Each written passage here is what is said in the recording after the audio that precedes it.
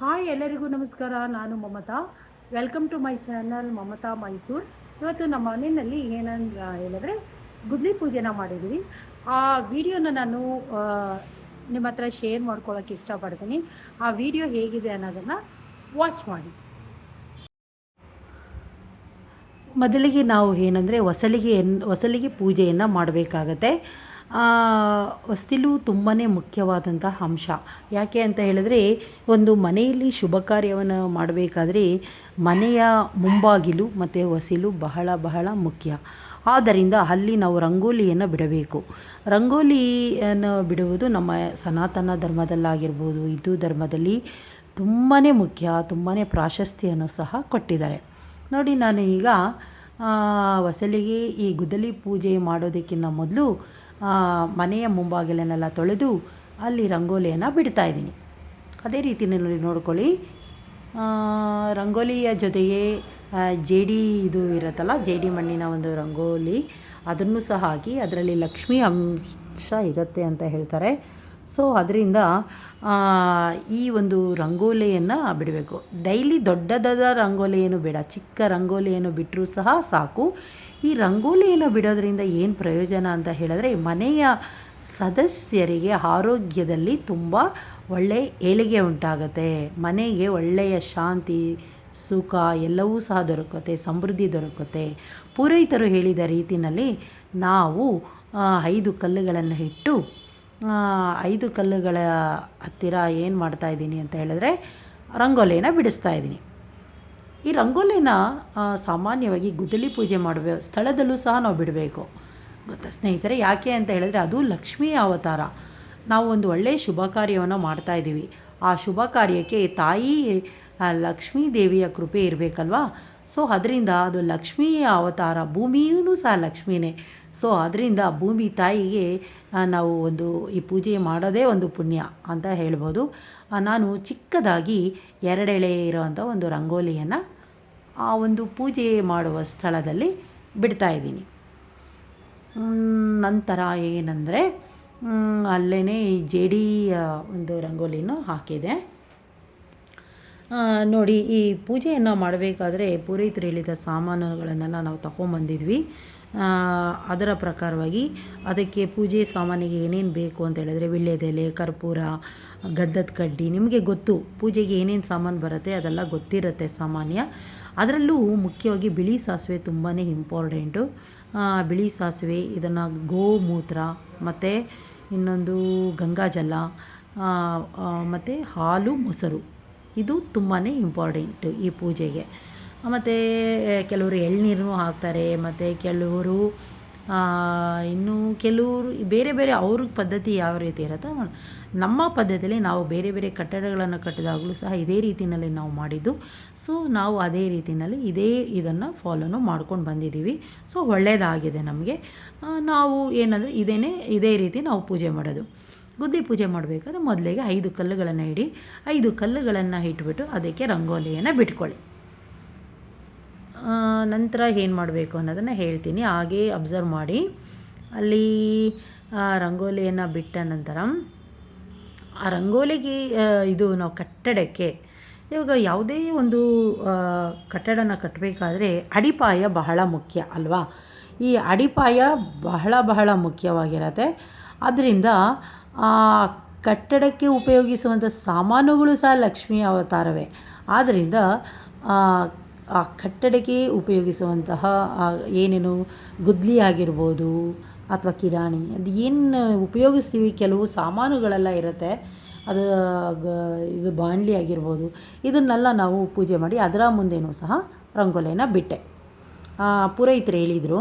ಮತ್ತು ಇದೇ ರೀತಿ ನಾವು ಉಪಯೋಗಿಸುವಂಥ ಸಾಮಾನಿಗೆ ಅಲ್ಲಿ ಇಟ್ಟು ಅಲ್ಲಿ ರಂಗೋಲಿಯನ್ನು ಬಿಡಿ ಅಂತ. ಸೊ ಅದೇ ರೀತಿ ನಾನು ರಂಗೋಲಿಯನ್ನು, ಅದು ಲಕ್ಷ್ಮೀ ರಂಗೋಲಿ, ಅಷ್ಟ ಐಶ್ವರ್ಯ ಕೊಡುವಂಥ ಒಂದು ರಂಗೋಲಿ ಅದು. ಆ ಒಂದು ರಂಗೋಲಿಯನ್ನು ಬಿಟ್ಟಿದ್ದೀನಿ. ಮತ್ತು ಜೇಡಿಯ ಮಣ್ಣಿನ ರಂಗೋಲಿಯನ್ನು ನಂತರ ನಾವೆಲ್ಲ ರೆಡಿ ಮಾಡಿ ಇಟ್ಕೊಂಡಿದ್ವಿ. ನಾನು ಮತ್ತು ನಮ್ಮ ಮನೆಯ ಯಜಮಾನರಿಬ್ಬರು ಸೇರಿಕೊಂಡು ಆ ಒಂದು ಪೂಜೆಯನ್ನು ಬಹಳ ಸುಗಮವಾಗಿ ಚೆನ್ನಾಗಿ ನೆರವೇರಬೇಕು ಅಂತ ಎಲ್ಲ ಸಾಮಾನು ಇಟ್ಕೊಂಡಿದ್ವಿ. ಹಾಲನ್ನು ಮೊದಲಿಗೆ ಬಿಡಬೇಕು. ನಂತರ ಸೂರ್ಯನಿಗೆ ಒಂದು ರೀತಿಯಲ್ಲಿ ನಮಸ್ಕಾರ ಮಾಡಿಕೊಂಡು ಇಬ್ಬರು ಸೇರಿ ಆ ಪೂಜೆಯನ್ನು ಮಾಡಿದ್ವಿ. ನಂತರ ಅಲ್ಲೇ ಗೋಮೂತ್ರ ಮತ್ತು ಗಂಗಾಜಲ ಎರಡನ್ನೂ ಇಟ್ಕೊಂಡಿದ್ವಿ, ಅದನ್ನು ಸಹ ಹಾಕ್ತೀವಿ. ಇದಾದ ನಂತರ ಮೊಸರು ಸಹ ಇಂಪಾರ್ಟೆಂಟು ವೀಕ್ಷಕರೇ. ಯಾಕೆ ಅಂತ ಹೇಳಿದ್ರೆ ಬಿಳಿ ಸಾಸಿವೆ ತಗೊಳ್ಳಿ. ಬಿಳಿ ಸಾಸಿವೆನೂ ಸಹ ಅದರಲ್ಲಿ ಫಸ್ಟು ನಾವು ಅಲ್ಲಿ ಏನು ಮಾಡಬೇಕು ಅಂದರೆ, ಇದು ನಾನು ಈಗ ತೋರಿಸ್ತಾ ಇರೋ ಫಂಕ್ಷನ್ಸ್ ಯಾವುದು ಅಂತ ಹೇಳಿದ್ರೆ ಅಲ್ಲಿ ನೈಋತ್ಯ ದಿಕ್ಕು. ಇದು ನಾವು ಫಸ್ಟ್ ಪೂಜೆ ಮಾಡಿದ್ದು ಈಶಾನ್ಯ ದಿಕ್ಕು. ಈಶಾನ್ಯದಲ್ಲಿ ಮಾಡಿಕೊಂಡು ನೈಋತ್ಯಕ್ಕೆ ಬರಬೇಕು. ಅನಂತರ ಬಿಳಿ ಸಾಸಿವೆಯನ್ನು ಕಾಂಪೌಂಡಿನ ಸುತ್ತಲೂ ಸಹ ನಾವು ಹಾಕ್ಕೊಂಡು ಹೋಗಬೇಕಾಗತ್ತೆ. ಬಿಳಿ ಸಾಸಿವೆಯನ್ನು ಹಾಕೋದ್ರಿಂದ ಏನಂದರೆ, ಅಲ್ಲಿ ಏನಾದರೂ ಒಂದು ನಮ್ಮ ಕಟ್ಟಡಕ್ಕೆ ಲೋಪದೋಷಗಳಿದ್ದರೆ ಆ ದೋಷ ಎಲ್ಲ ಹೊರಟೋಗುತ್ತಂತೆ.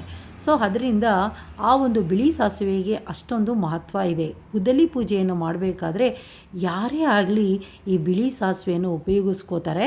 ಬಿಳಿ ಸಾಸಿವೆಯನ್ನು ಉಪಯೋಗಿಸಿ ನಂತರ ಯಾವುದು ಈ ಸೂರ್ಯನಿಗೆ ನಮಸ್ಕಾರವನ್ನು ಮಾಡಿಕೊಳ್ಬೇಕು. ನಮ್ಮ ಈ ಕೆಲಸ ಚೆನ್ನಾಗಾಗಲಿ ಅಂತ ದೇವರಲ್ಲಿ ಬೇಡಿಕೊಂಡು ನಾವು ಒಳ್ಳೆಯ ಮನಸ್ಸಿನಿಂದ ಕೆಲಸನ ಸ್ಟಾರ್ಟ್ ಮಾಡಬೇಕು. ಯಾವುದೇ ಒಂದು ಶುಭ ಕಾರ್ಯವನ್ನು ಮಾಡಬೇಕಾದ್ರೆ ಏನಂದರೆ ಈ ನಿಂಬೆಹಣ್ಣು ಸಹ ಬಹಳ ಮುಖ್ಯ.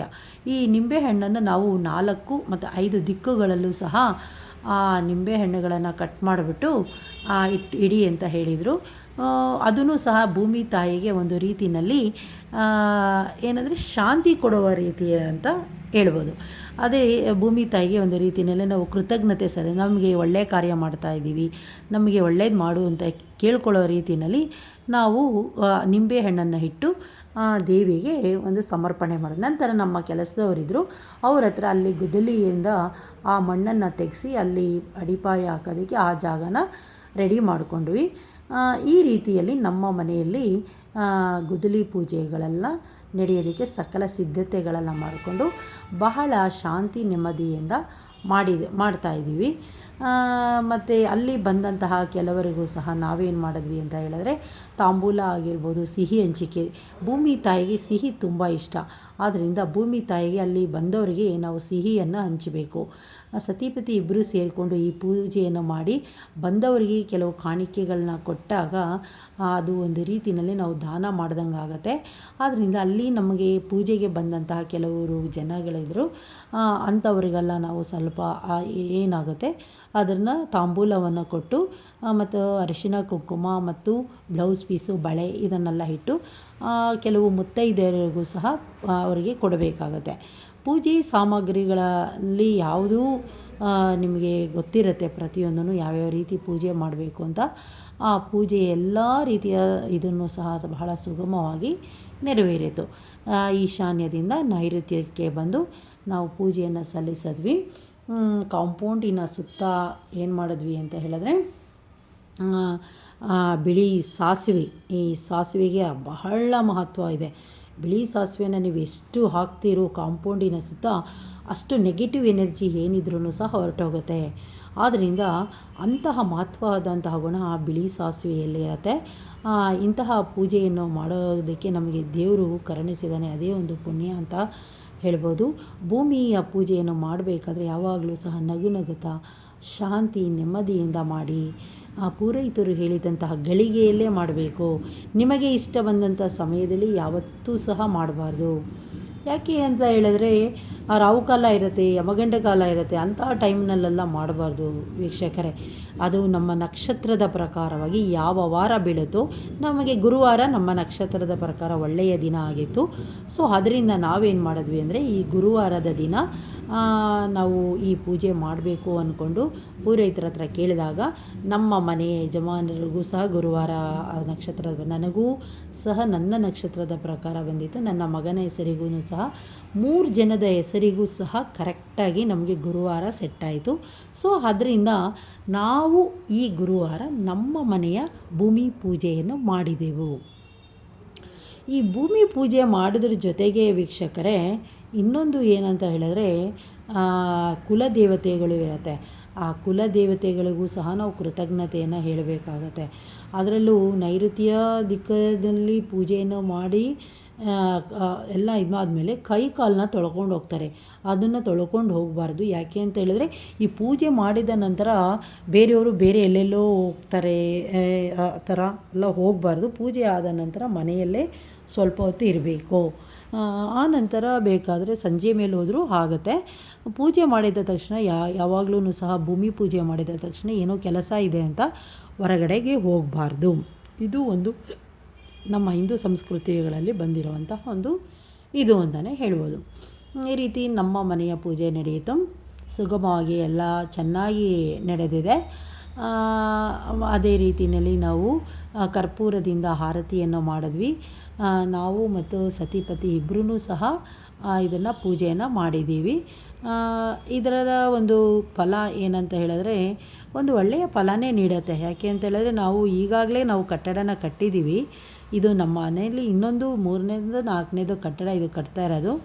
ಇದರ ಜಾಗದಲ್ಲಿ ಸ್ವಿಮ್ಮಿಂಗ್ ಪೂಲ್ ಇತ್ತು. ಅದರ ಬದಲು ಏನಾದರೂ ಕಟ್ಟಿ ಬಿಸ್ನೆಸ್ ಪ್ಲೇಸ್ ಥರ ಏನಾದರೂ ಮಾಡೋಣ ಒಂದು ಐಡಿಯಾದಲ್ಲಿ ನಾವು ಆ ಕಟ್ಟಡವನ್ನು ಕಟ್ತಾ ಇದ್ದೀವಿ. ಆದ್ದರಿಂದ ಈ ಒಂದು ಕಟ್ಟಡದ ಒಂದು ನಿರ್ಮಾಣ ಸುಗಮವಾಗಿ ನಡೀಲಿ ಅಂತಲೂ ಸಹ ದೇವರಲ್ಲಿ ಕೇಳ್ಕೊಂಡಿದ್ದೀವಿ. ಯಾವುದೂ ಅಡೆತಡೆಗಳಾಗಬಾರ್ದು. ಈ ರೀತಿ ಪೂಜೆ ಮಾಡಿದಾಗ ಸಾಸಿವೆಯನ್ನು ಹಾಕಿ ಪೂಜೆಯೆಲ್ಲ ಮಾಡಿದಾಗ ನಮಗೆ ಒಳ್ಳೆಯ ಫಲಗಳನ್ನೇ ಕೊಡ್ತಾನೆ ದೇವರು. ಅದೇ ರೀತಿಯಲ್ಲಿ ಅದರಲ್ಲೂ ಗಣಪತಿಗೂ ಸಹ ಪೂಜೆ ಮಾಡಬೇಕು. ಈ ಟೈಮಲ್ಲಿ ಗಣಪತಿಯನ್ನು ಒಂದು ಸಗಣಿಯಲ್ಲಿ ಅದನ್ನು ಆಕಾರ ಮಾಡಿಕೊಂಡು ಅಲ್ಲಿ ಇಟ್ಟು ಪ್ರತಿಯೊಂದನ್ನು ಸಹ ಸರಿಯಾದ ಅದಕ್ಕೆ ಏನೇನು ಬೇಕು, ಗೋಮೂತ್ರ ಆಗಿರ್ಬೋದು, ಗಂಗಾಜಲ ಆಗಿರ್ಬೋದು, ಬಿಳಿಯ ಸಾಸಿವೆ ಆಗಿರ್ಬೋದು, ಇದನ್ನೆಲ್ಲ ಕರೆಕ್ಟಾಗಿ ಇಟ್ಕೋಬೇಕು. ಮತ್ತು ಕಲ್ಲಿನ ಮೇಲೆ ನಾವು ತೆಂಗಿನ ನೀರನ್ನು ಹಾಕಿದ್ರೆ ಅದು ಸಂತೃಪ್ತಿ ಆಗುತ್ತೆ. ಜೊತೆಗೆ ಹಾಲನ್ನು ಹಾಕಬೇಕು. ಗಂಗಾ ಜಲನ ತಂದಿರ್ತೀವಲ್ಲ, ಗಂಗಾ ಜಲವನ್ನು ಸಹ ನಾವು ಆ ಸ್ಥಳದಲ್ಲಿ ಹಾಕಬೇಕು. ಗಂಗಾ ಜಲನ ಯಾಕೆ ಹಾಕ್ತೀವಿ ಅಂತ ಹೇಳಿದ್ರೆ ಆ ಒಂದು ಗಂಗೆಗೆ ಬಹಳ ಮಹತ್ವ ಇದೆ ವೀಕ್ಷಕರೇ. ನಮ್ಮ ಒಂದು ಸನಾತನ ಧರ್ಮದಲ್ಲಿ ಗಂಗಾ ಜಲದ ಒಂದು ಈಗ ಮಹಾಕುಂಭ ಆಗಿರ್ಬೋದು, ಎಲ್ಲೆಲ್ಲ ನೋಡ್ಬೋದು. ಅಲ್ಲಿ ಗಂಗೆಗೆ ಒಂದು ಪವಿತ್ರತೆ ಇರುತ್ತೆ. ಅಂತಹ ಗಂಗಾ ಜಲವನ್ನು ನಾವು ಆ ಒಂದು ಕಟ್ಟಡ ನಿರ್ಮಾಣದ ಟೈಮ್ನಲ್ಲಿ ಉಪಯೋಗಿಸ್ಕೊಂಡ್ರೆ ಎಲ್ಲ ಆ ಒಂದು ಕಟ್ಟಡಕ್ಕೆ ಪಾಸಿಟಿವ್ ಎನರ್ಜಿ ಬರುತ್ತೆ. ಅಂದರೆ ಗಂಗೆ ಎಷ್ಟು ಪವಿತ್ರಳೋ ಅಷ್ಟೇ ರೀತಿಯಲ್ಲಿ ನಾವು ಮಾಡುವ ಕೆಲಸಕ್ಕೂ ಸಹ ಅವಳ ಸಹಕಾರ ದೊರಕುತ್ತೆ. ಈ ರೀತಿ ನಮ್ಮ ಮನೆಯ ಪೂಜೆ ಇದಾದ ನಂತರ ನಾವು ಏನು ಮಾಡಿದ್ವಿ ಅಂತ ಹೇಳಿದ್ರೆ ಮನೆ ಕುಲದೇವರಾದಂತಹ ಗರುಡಗಂಬದ ಆಂಜನೇಯ ನಮ್ಮ ಮನೆ ದೇವರು. ಮನೆಯ ಎಲ್ಲ ಒಂದು ದೇವ್ರ ರೂಮಲ್ಲಿ ನಾನು ಎಲ್ಲ ಶುಭ್ರವಾಗಿ ಎಲ್ಲ ತೊಳೆದು ಎಲ್ಲ ರೆಡಿ ಮಾಡ್ಕೊಂಡಿದ್ದೀನಿ. ನೋಡ್ತಾ ಇರ್ಬೋದು. ನಮ್ಮ ಮನೆಯಲ್ಲೂ ಸಹ ಈ ರೀತಿ ನಾನು ಅರೇಂಜ್ ಮಾಡಿಕೊಂಡಿದ್ದೆ. ಬೆಳಗ್ಗೆ ಎದ್ದು ಎಲ್ಲನೂ ರೆಡಿ ಮಾಡಿಕೊಂಡು ಪೂಜೆಗೆ ಎಲ್ಲ ಸಿದ್ಧತೆಯನ್ನು ಮಾಡ್ಕೊಂಡಿದ್ದೀನಿ. ಆಂಜನೇಯ ನಮ್ಮ ಮನೆ ದೇವರು. ಮತ್ತು ದೀಪಗಳನ್ನು ಚೆನ್ನಾಗಿ 2 ಎಳೆ ಹಾಕಿ ಬೆಳಗಿಸ್ಬೇಕು. ಬಂದವರಿಗೆ ತಾಂಬೂಲವನ್ನು ಕೊಡಬೇಕು. ಮತ್ತು ನಿಮಗೆ ಕೈಗೆ ನಿಮಗೆ ಶಕ್ತ್ಯಾನುಸಾರವಾಗಿ ಬಂದವರಿಗೆ ಏನಾಗುತ್ತೆ ಅದು ಒಂದು ರೀತಿಯ ತಾಂಬೂಲದ ರೀತಿ ಕೊಡಬೇಕಾಗತ್ತೆ. ಈ ರೀತಿ ಮಾಡಿದಾಗ ನಮ್ಮ ಗುದ್ದಲಿ ಪೂಜೆಗೆ ವಿಶಿಷ್ಟವಾದಂಥ ಒಂದು ಒಳ್ಳೆಯ ಒಂದು ಭಾವನೆಯಿಂದ ಮಾಡೋದು ಒಳ್ಳೆಯದು. ಈ ವಿಡಿಯೋ ನಿಮಗೆ ಇಷ್ಟ ಆದರೆ ಲೈಕ್ ಮಾಡಿ, ಶೇರ್ ಮಾಡಿ, ಸಬ್ಸ್ಕ್ರೈಬು ಮಾಡಿ. ಮತ್ತು ಈ ವಿಡಿಯೋದಲ್ಲಿ ನಾನು ಹೇಳಿರುವಂತಹ ಕೆಲವು ಇದನ್ನು ಸಹ ನಿಮಗೆ ಯಾವ ರೀತಿ ಅನ್ನಿಸ್ತು, ನಿಮ್ಮ ಮನೆಯ ಗುದ್ದಲಿ ಪೂಜೆ ನೀವು ಯಾವ ರೀತಿ ಮಾಡಿದ್ದೀರಾ ಅನ್ನೋದನ್ನು ನಮಗೂ ಶೇರ್ ಮಾಡಿ. ನಾವು ಸಹ ಅದನ್ನು ನೋಡ್ತೀವಿ. ನೋಡಿ, ಇದು ನಮ್ಮ ಮನೆಯ ದೇವರ ಪೂಜಾ ರೂಮ್. ಇದು ನಾನು ಈ ರೀತಿಯಲ್ಲಿ ಪೂಜೆಯನ್ನು ಮಾಡೋದು. ಪೂಜೆಯನ್ನು ಮಾಡಬೇಕಾದ್ರೆ ಯಾವಾಗಲೂ ಕೆಳಗಡೆ ಕೂತ್ಕೊಂಡು ದೇವರಿಗೆ ಪೂಜೆಯನ್ನು ಮಾಡಬೇಕು. ಸ್ಟೂಲ್ ಹಾಕ್ಕೊಂಡು ಅಥವಾ ಏನೋ ಹಾಕ್ಕೊಂಡು ದೇವ್ರನ್ನ ಅಲ್ಲಿಟ್ಟು ನಾವು ಮೇಲೆ ಕೂತ್ಕೊಂಡು ಪೂಜೆಯನ್ನು ಯಾವತ್ತೂ ಮಾಡಬಾರ್ದು. ದೇವರಿಗೆ ಎದುರುಗಡೆ ಬಲಗಡೆ ಕೂತ್ಕೊಂಡು ನಾವು ಪೂಜೆಯನ್ನು ಮಾಡಬೇಕಾಗತ್ತೆ. Thank you very much.